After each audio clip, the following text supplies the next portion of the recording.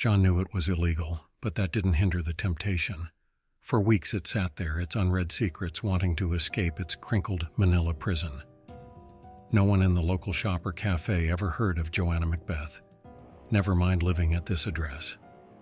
That only intensified the handwritten letter's draw, its cursive script, beautiful, elegantly old school, as if it came from the past. Who even sends letters anymore?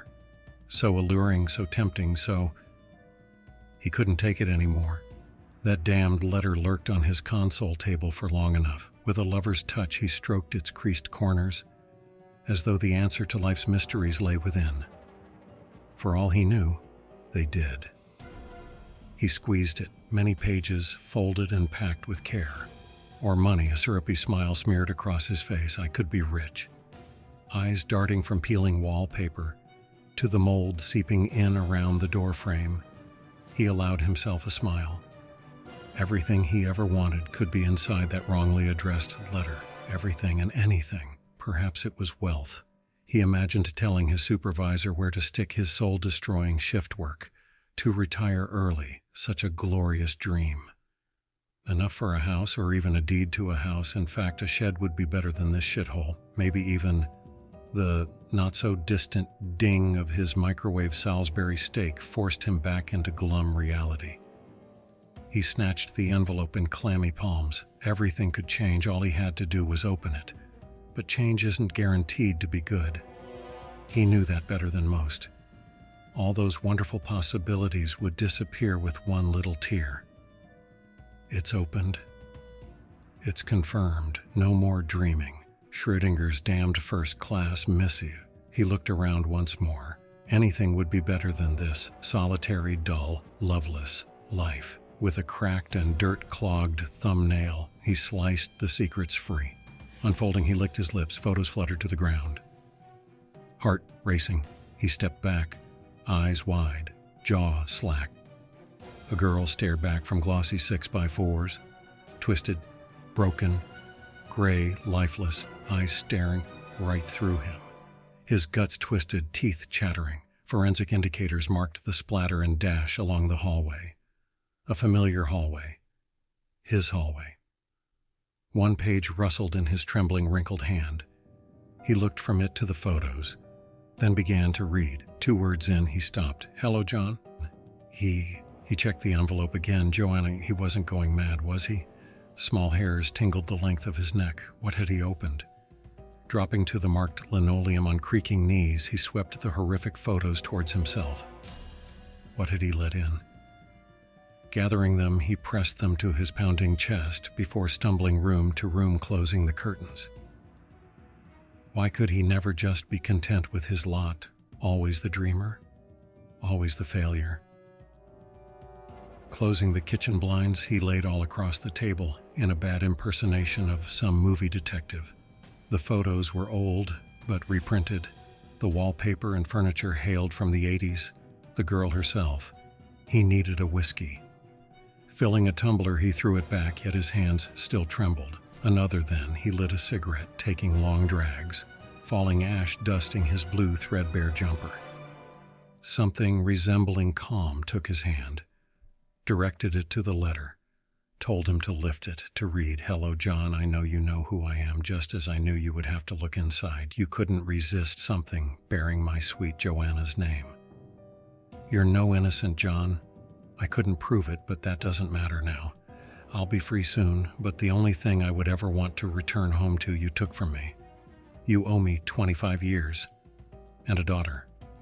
But that's a debt no man can ever repay.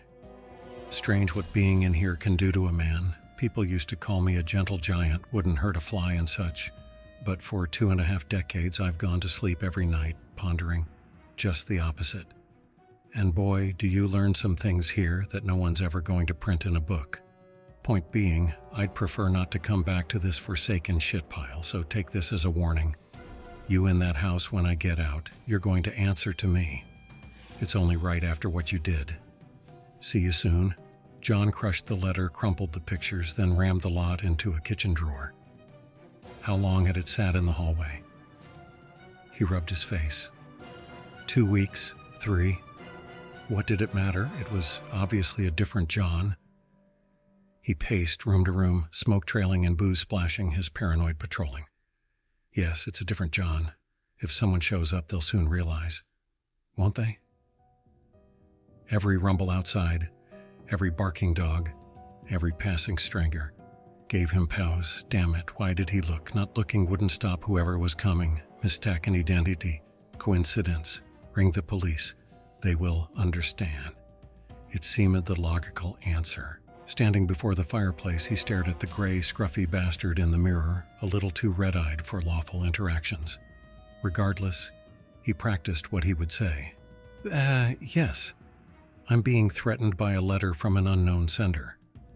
I know I shouldn't have opened it. Yes, officer, I knew it was a crime, but my sad little life made that unopened letter the most interesting thing to happen in months.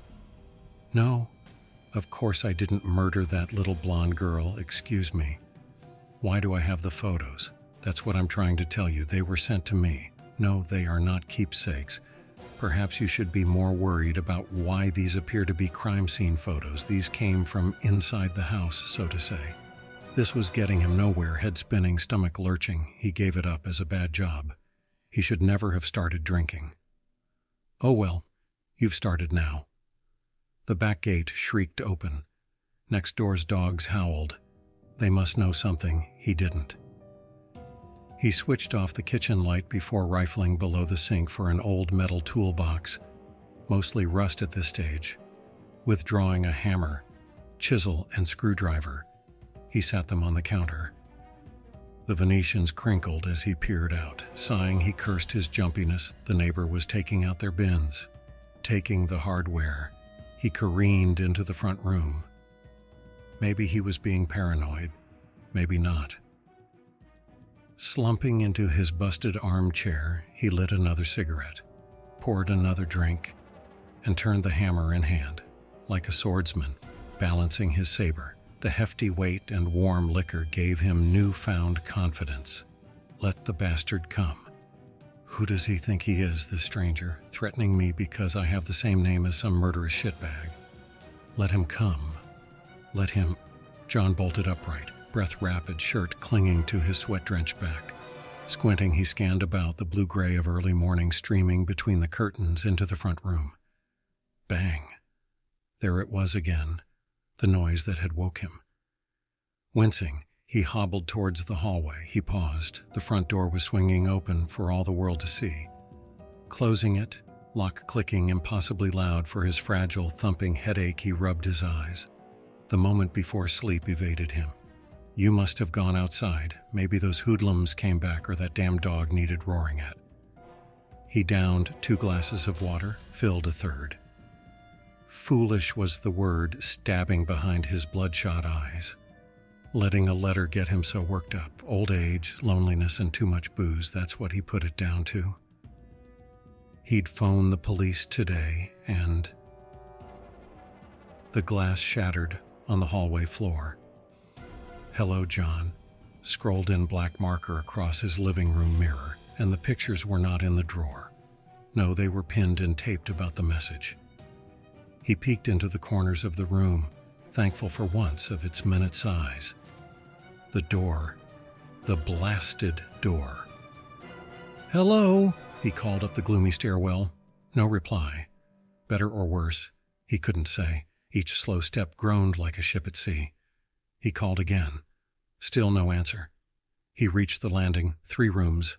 None of the doors opened more than a crack. Anyone could be within. The bathroom unlikely, the bedroom perhaps, the spare room too full of clutter. Bang. He jumped, letting loose a string of curses. Bang again. From downstairs. Fist clenched, he threw open the front door. Hello, John, how are you today? A young woman dressed all in blue held up a white paper bag. What's this? Your tablets, your prescription. She cocked an eyebrow. Everything okay, John? You're white as a ghost. Creaking came from upstairs, shifting weight, footsteps. John's wide eyes followed the noise. Do you hear that? A hinge squeaked. His bedroom door. More footsteps. Hear what, John? Pulling his overcoat from the rack, He grabbed his wallet from the console table. A shadow trickled across the landing above. John barged through the delivery woman and ran. I'm telling you, Janet, I know what I saw and heard. There's someone in my house. Someone wants to murder me for fur. It's okay, John. Drink your tea. I believe you. Help is on its way. She smiled from across the plastic tartan tablecloth, head tilted as people do when they pity the elderly. I've asked Bill and Frank to go check it out. Thank you. Here. John slid the house keys across the table, but Janet shook her head. Sure, we don't need them, John. She nodded to the two hulks in checked shirts at the cafe counter, and they disappeared out the door, bell jingling behind them. John could feel the eyes of everyone in the cafe on him. Probably think I'm a damn fool, old man, scared of his own shadow. John? He looked up from his third cup of sugary tea to a narrow bespectacled man in a gray three-piece. Without invitation, the stranger slid into the red leather booth chair. Do I know you? John asked. Do you? He leaned back, laced fingers resting across his stomach. Are you? John gripped the cup a little tighter, ready to weaponize it if the need arose. Are you the one who sent that letter? No. I'm the one trying to help you find that person. The cafe door jingled. Frank and Bill lumbered in, carrying John's old rusty toolbox. Was there anyone there? John asked. They didn't answer. Sliding the rusted tool chest onto the counter, they turned to the stranger. Hammer, chisel, and screwdriver were taken out. The stranger removed his glasses as Frank lifted out the tools in question and laid them on the table. Why those 3 items, John? What the hell is this? Who the fuck are... Someone squeezed his shoulder. Janet, eyes sympathetic wide, head still tilted in pitiful belittlement. John, you're okay. Dr. Creed here just wants to help. We all do. Doctor? Doctor. I don't need medical help. I need the police. There's a man in my house. And yet, Creed began polishing his glasses with a red pocket square. You didn't ring them, did you? Why is that? Because I shouldn't have opened that letter. So, you felt guilty? Would that be correct? The doctor put back on his glasses and plucked something from his inside pocket. 1, 2, 3. Pictures. Blonde girls, no older than 11, smiling, and posed as if for a school photo, each next to an implement. The doctor leaned forward, pointing to the first. Sarah Whitworth, chisel to the temple. His finger moved to the next. Louise Caldwell, screwdriver in her neck. The doctor paused and double-tapped the last, pushed the picture in front of John. Recognize her? I don't understand any of this. I didn't do anything, I swear. That's the problem, John. I believe you. This you. What's her name? It wasn't hard to infer. Yet John's lip trembled as the words bubbled out. Joanna. Soundless tears streamed now his aged cheeks. Yes, John, yes. The doctor's poise broken. He shuffled forward, excitement tinging his every word. Where is she? Where's her body? I don't know. I honestly don't. It was just on the letter. What's all this about? Please. Who is she, John? Who is she to you? Nobody. You sure? Creed pushed the photo. Closer still. Those blue eyes, so big, so familiar. He saw them before his wife's eyes. That flaxen hair like silk, the smell of lavender and coconut. Her tiny red hand squeezing his finger in the hospital. His shoulders shuddered, heart and soul cracking. She's my daughter. He pressed the photo close to his heart. Where did you bury her? Me? No, I never. Not my little... Yes, John, you. Don't you realize you're both things at once? The victim and murderer? The other you. The one that's been living with you for 25 years. The shadow on your conscience. Your guilt, John. You opened the door for him last night. Invited him in. We need to speak to him, John. Help me. Help you. And all this will be over. No. John jumped up when a meaty hand gripped his shoulder and forced him back down. Yes, John. John McIntyre, a.k.a. the Toolbox Killer. Joanna was your first, The only one we've never found. Help us, John." Creed gave the slightest nod. "Next time, don't run. Confront the shadow. Ask him where your daughter is. Anything for me to take to the governor. Anything to prove this program can work." John winced at the stabbing pain in his neck. Slumping into the chair, he rolled his eyes toward the woman in blue, empty syringe in hand.